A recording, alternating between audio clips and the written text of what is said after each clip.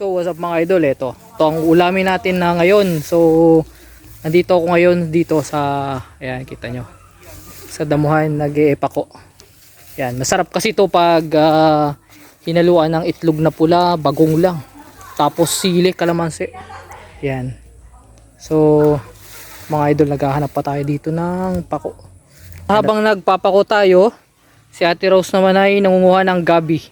Yan, ito ang aming ulam ngayon. Napakasarap nito lalo na pag nilagyan ng bagoong. Yan. Tapos syempre, kukuha tayo dun mamaya ng sili. Sili para pampagana. O dito, yun may sili dun. So dito, yan, pako. Yan. Kasama namin si Kuya Jay na namamako. Yan, ito na yung mga nakuha namin.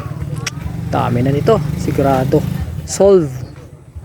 Yan, magtitingin pa tayo dito ng pako. Pako. Yan, pako. Pako. Oh.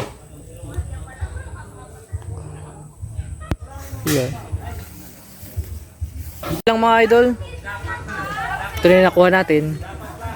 Yan.